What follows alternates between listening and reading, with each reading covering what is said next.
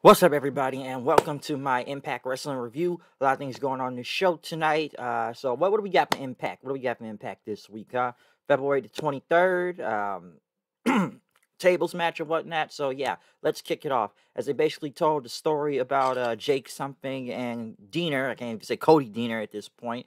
But since it's no more the Dieners and it's Violent by Design now, we actually kicked off the show with the tables match. I actually thought this would be the main event, but we kicked it off to begin the show tonight. And this was enjoyable. It was actually something different, let me say that.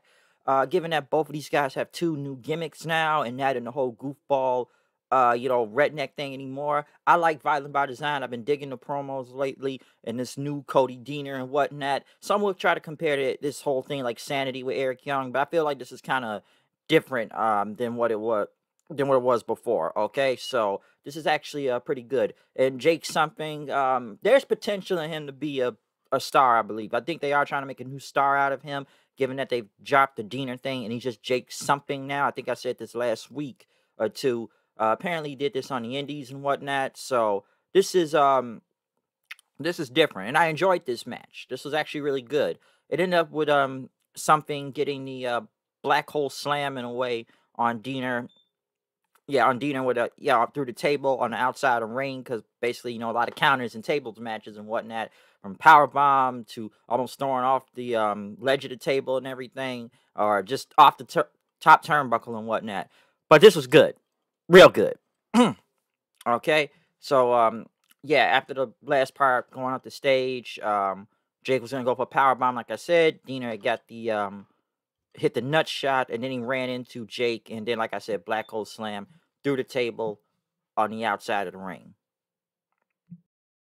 So yeah, Jake getting some retribution this week, but as he celebrated, next thing you know, Moose came out of nowhere, hitting Jake with a spear right after that, leaving him on the ground. Put him through the table, by the way, too, when he did that spear, which Moose got a chair. He sat in the ring and then basically said, he told Access TV, I'm holding the show hostage until I get my world title shot against Rich Swann. And as he sat there through commercial, then Scott D'Amore came out, basically telling Moose you're not gonna continue to hold the show hostage, and you want to keep demanding a title shot and everything. But you haven't defended that title recently, okay? You want to have this whole TNA title thing, and the company I helped build and whatnot. He says, I'm making the TNA title now official as a world title in Impact. So tonight you are going to be going against Jake something for that title. Okay, let me say this. I don't think the TNA title should be official, given that, yes, we've seen Moose carry it around for over a year now and has defended it, but it's never been an official world title, okay? You already have your world championship. I still think, and I'm going to get into this later, that Moose just needs to win the Impact world title and then just drop the whole TNA world title thing, because let's be honest, the belt is defunct at this point. Yes, you can respect the history and the lineage of that title, but I don't know why it needs to be official again. I don't really understand why they need to do that. Because I swore they said they weren't even going to do that, but now they want to do that. I'm not. I don't understand that part. I don't think it should be a official world title. Like I said, you guys tried to get away from the name TNA. Don't get me wrong, so you could still have the respect of what you guys have done in the past. But if we've been trying to move away from TNA and a lot of bad stuff that has happened, why bring back the world title? It's still a good looking world title, but I don't think it needs to come back, even though Moose has carried it around for over a year and it's not even an official world championship. So why make it official now? That's kind of dumb if you ask me. I'm gonna get into that later on though. Next, six-man tag. Whoever wins will be in a triple threat for the number one contender for the X Division title next week. Trey Miguel, Willie Mack, and Josh Alexander versus Ace Austin, Black Taurus, and Chris Bay. Good tag match. Very enjoyable. I did like it. It ended up with Chris Bay getting the cutter on Mack for the win, which now Bay, Austin, and Taurus are going to go in a triple threat match next week. So this was not bad. I did enjoy it. And whatnot. Black Taurus being part of Decay now, that's actually not bad either. To what I was hearing last night, people keep saying that Sammy Guevara was supposed to be in this whole tag match or something, but we all know how that whole story's been dropped, which even after looking at it doesn't make a lot of sense. So he was just going to carry the X Division title to AEW and never defend it. It would have been treated as a prop and that actual title and everything. So I don't know how true that is, but that's the stuff I've been hearing about it, reading. I think that's a bad idea, and I'm glad they didn't do that, because why have your title go on another show just to look like a prop and not mean anything? So it's best maybe they didn't do that idea with Sammy and whatnot, since he never showed up on those Impact tapings and whatnot. And I don't think some say he was going to be part of Decay. I don't think that was ever going to happen also. It wouldn't make no sense if you ask me. Callahan, though, once again, was messing with Trey Miguel once he walked in the back, saying, oh, looks like you're going to leave Impact again, huh? You didn't even get pinned, but your team still lost. You were the weak link of the group, and you lack passion. Trey Miguel ended up attacking Sammy Callahan as security took him back, as Sammy started laughing when they pulled Trey away from Sammy then after. After a flashback promo from Impact, we got a promo from Decay, as Rosemary talked about how Decay was summoned to this realm 5 years ago, and 4 years since, they've been here and whatnot. And basically, the Hive Legions have been patient for the resurrection of the Death Dealers, as Crazy Steve said. Crazy Steve said Black Taurus is going to help us bring gold back to the Shadow next week. That Decay will start with the X Division title, and we will go for all the titles, because without death, there is no life, and without chaos, the world is stagnant, and without darkness, there is no light. And, Decay is nature correcting the course, and that the Death Dealers will come back. Basically, Ice fingers will come down your neck, and darkness will come into vision, and it will be Decay. So it's great to see Decay back. Listen, I know there's no Abyss and everything nowadays, but I'm good with Black Taurus. Black Taurus is not bad. His gear fits the group, because even I wonder, I'm glad Decay is back, but I knew they were going to need somebody, like I said before, to replace Abyss. So maybe this Black Taurus thing can work. I think he may be here for a minute, since I know he's from AAA and whatnot.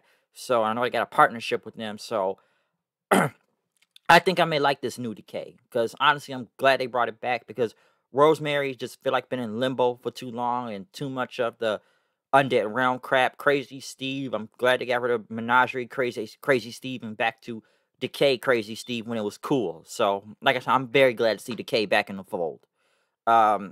Next, we got another paid advertisement from AEW, Tony Khan, but he also had other wrestlers there with him, some of them which have already been in Impact before, might I add, because, what was it, Tony Khan, Shivani, and who else was there? Ricky Starks, Brian Cage, Matt Hardy, Rebel, Isaiah Cassidy, Dolph Ziggler's brother, and, Cage talked about he was a world champion in Impact at one point when he made it relevant, so I don't know what Tony Khan's talking about. This is the real wrestling show, and Impact's our little brother, and blah, blah, blah, and how management did Cage and everything, which is kind of odd, like that 3 to 4 of these guys were in Impact at one point.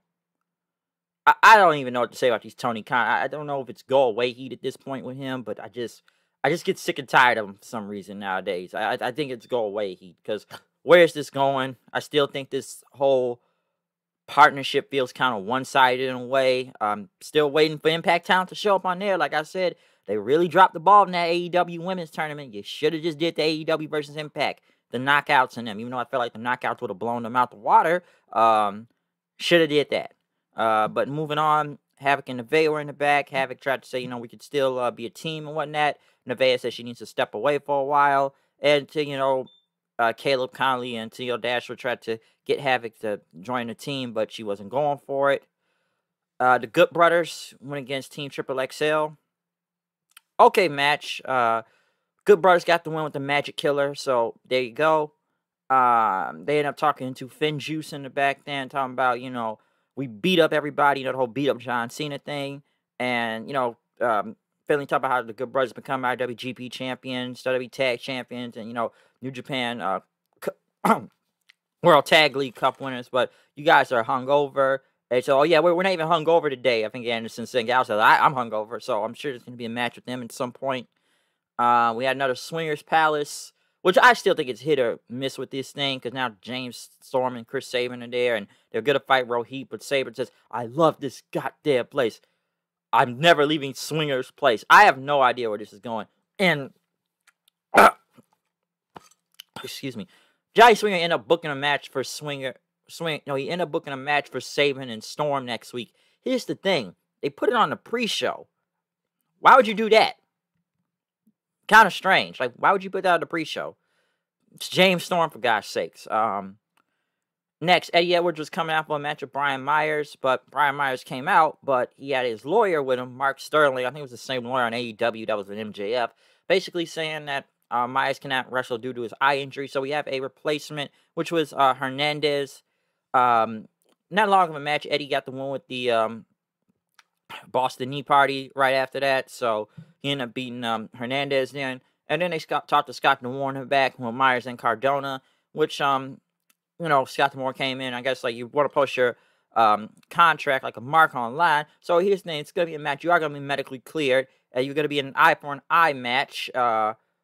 Against Eddie Edwards, and Myers says, "I'm not doing this," and Cardona's the referee. But Scott D'Amore says, "I'm just kidding. We're never gonna do an eye versus eye match. That's dumb. Come on, like the guy loses their eye and then they get it back a few weeks later. Basically, they're taking a shot at WWE with the Rey Mysterio and Seth Rollins whole eye thing, which it was silly and stupid. Did Rey Mysterio ever get his eye back? I think he got his vision back, or I don't know, because they had the little plastic eyeball. It was stupid. It was so stupid, and it still is. But it's kind of funny how they made fun of that, though. Yeah, we'll do an eye versus eye match. We're never gonna do that. That's dumb. Next, though, Jordan Grace and Jazz went against Kimberly and Susan to become the #1 contenders for the Knockouts titles. Good match, I should say. Not bad. Ended up with Jordan Grace and Jazz getting the win. Grace driver onto Susan for it. So, yeah, very good tag match. Right after Jordan Grace and Jazz were going to go celebrate with ODB, but ODB was on the ground. And Jordan Grace, I know it's Deanna that did this. So, don't know when that tag title match is coming, but it should be good, though. I think it should be good.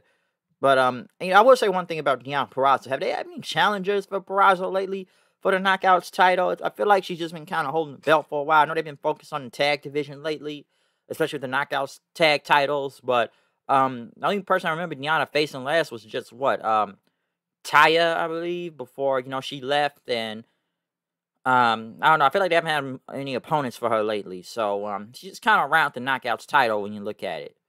But in the main event, though, we did get Moose versus Jake Something. Moose did his entrance, but Jake Something ended up attacking him from behind. This is for the TNA World title. Very good match. I enjoyed it. Like I said, Jake, they're trying to make him into something, and they put him in the main event after having a match earlier. But Moose ended up taking down Jake and hitting him with a spear for the win. Moose then started beating up Jake Something with a chair. Then after the match, Rich Swann came for the save. And Scott D'Amore came out and says, you know what? At Sacrifice, the Impact Plus show, it's going to be Rich Swann versus Moose for the Impact World title. Okay, number one, why didn't you wait till Rebellion to do this? I know it's in April, but wouldn't you do that match on pay-per-view?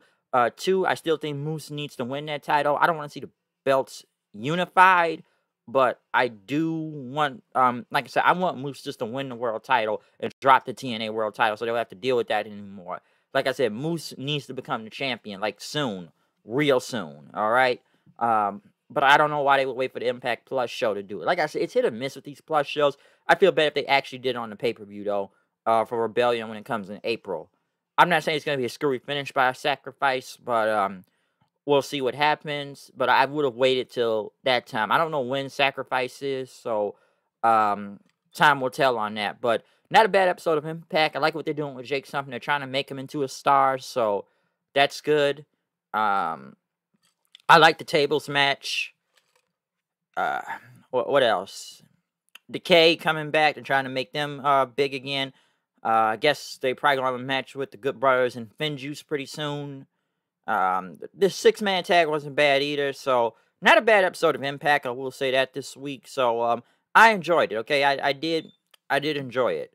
So we'll see what happens next week on Impact, though. Okay, I gotta start trying to check out that whole pre-show. I saw the first episode last week. I didn't watch any of it really this week. I caught the end of it before I started watching Impact, but I don't know why they was put Storm versus Rohit on the pre-show. Then again, you putting James Storm on the pre-show, so I don't know what's going on with that. But like I said, overall, an enjoyable episode of Impact. Other than that, I'm out here. See you guys later. Peace out. Comment, subscribe. Find me on Twitter at HoodandNet890. Out.